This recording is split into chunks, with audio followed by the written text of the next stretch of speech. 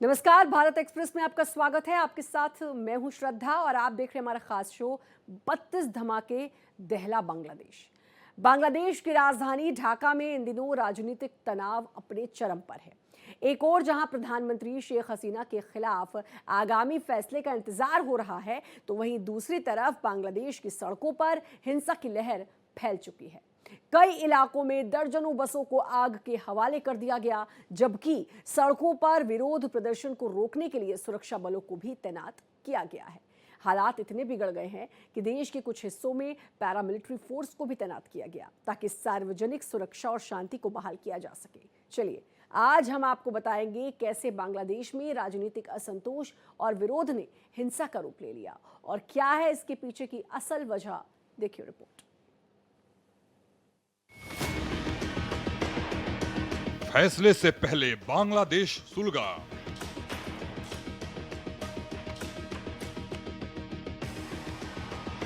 Sheikh Hasina case पर 17 नवंबर को बड़ा फैसला।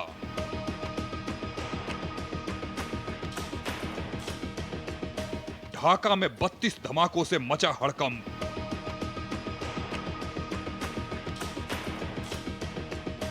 कई शहरों में हिंसा, माहौल गरमाया।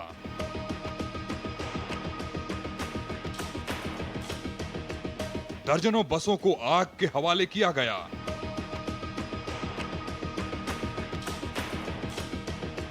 हिंसा की घटनाएं बढ़ी, सुरक्षा कड़ी।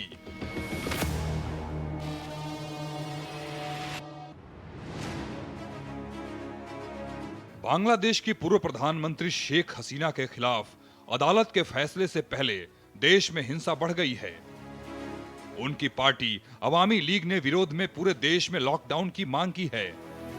इसके जवाब में बांग्लादेश नेशनलिस्ट पार्टी बीएनपी और बांग्लादेश जमाते इस्लामी के कार्यकर्ता ढाका के कई इलाकों में सड़कों पर उतर आए और कुछ जगहों पर जुलूस भी निकाले।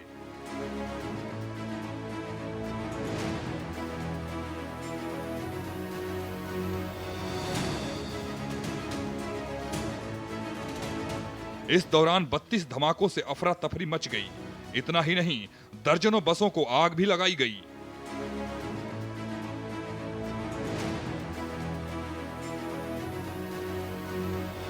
ढाका एयरपोर्ट के पास भी 2 और बम फटे, जिसको देखते हुए राजधानी ढाका और बड़े शहरों में स्कूल ऑनलाइन कर दिए गए।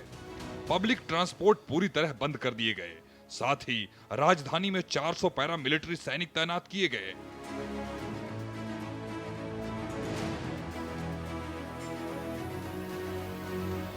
पुलिस ने कई विरोध प्रदर्शनकारियों को हिरासत में लिया है और शहरों में कई चेक पॉइंट लगाए गए हैं।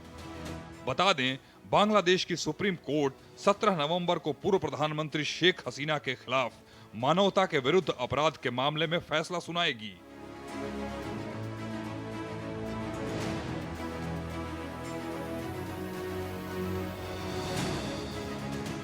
हसीना पर 2024 में छात्र आंदोलन में हिंसा को बढ़ावा देने का आरोप है। हसीना पर आरोप है कि उन्होंने अपनी तानाशाही सरकार के खिलाफ छात्रों के आंदोलन को दबाने के लिए सुरक्षा बलों को निहत्थे प्रदर्शनकारियों पर गोली चलाने का आदेश दिया, जिसमें संयुक्त राष्ट्र के मुताबिक 1400 तक लोग मारे गए थे। वहीं पूर्व प्रधानमंत्री शेख हसीना ने पिछले साल के हिंसक विरोध प्रदर्शनों में सैकड़ों लोगों की हत्या और मानवता के खिलाफ अपराध के आरोपों को सिरे से खारिज कर दिया है।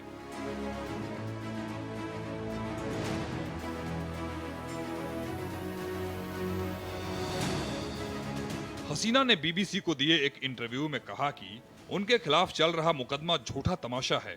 हसीना ने साफ कहा कि उन्होंने कभी ऐसा आदेश नहीं दिया। कोर्ट में जुलाई 2024 का एक लीक ऑडियो सबूत पेश किया गया था, जिसमें हसीना हिंसा रोकने के लिए हथियारों के इस्तेमाल की बात कर रही थीं। हसीना ने कहा कि वे अंतर्राष्ट्रीय स्तर पर केस का सामना करने को तैयार हैं। उन्होंने कहा कि मैंने कई बार कहा है कि अगर यूनुस सरकार सच में ईमानदार है तो मुझ पर इंटरनेशनल क्रिमिनल कोर्ट में केस करे। हालांकि वे ऐसा नहीं करेंगे क्योंकि उन्हें पता है कि निष्पक्ष अदालत मुझे बरी कर देगी।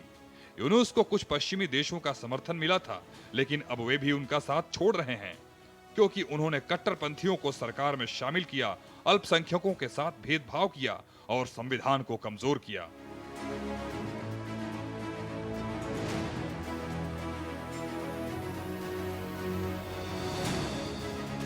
वहीं सरकारी वकील ने हसीना के खिलाफ 5 गंभीर आरोप लगाए हैं, जिनमें हत्या, अपराध रोकने में नाकामी और मानवता के खिलाफ अपराध सबसे अहम हैं।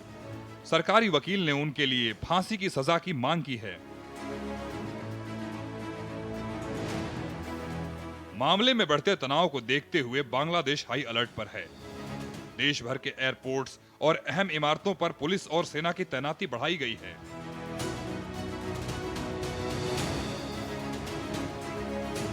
हसीना के अलावा और 2 अन्य आरोपियों, पूर्व गृह मंत्री असदुजम्मा खान और पूर्व पुलिस प्रमुख चौधरी अब्दुल्लाह अल मामून के लिए भी मौत की सजा की मांग की जा रही है। रिपोर्ट के मुताबिक हसीना भारत से लौटने से इनकार कर रही हैं और उन्होंने कहा कि उन्हें बचाव का कोई मौका नहीं दिया गया। दरअसल इस घटना की शुरुआत 5 अगस्त 2024 को हुई, जब बांग्लादेश में शेख हसीना की सरकार का तख्ता पलट हो गया। इसके बाद देश भर में भारी प्रदर्शन, हिंसा और आगजनी देखने को मिली।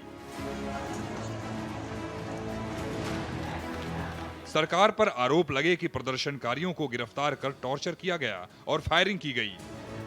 हिंसा के बढ़ते खतरे को देखते हुए शेख हसीना भारत में शरण लेने को मजबूर हुई थीं।